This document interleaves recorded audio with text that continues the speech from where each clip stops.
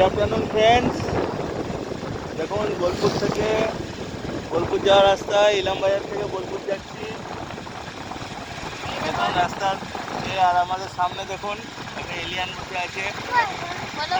আমি এলিয়ান নই, আমি মানুষ। আমি জ্যাকেট পরেছি বাবা। কোথায় যাচ্ছ?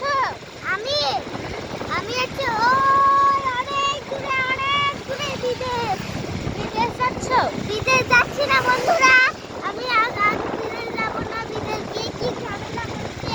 আজকে আমি যাব বোলপুর, অন্ডাল বিদেশ। বিদেশ বলছি কি, সরি অন্ডাল বিদেশ।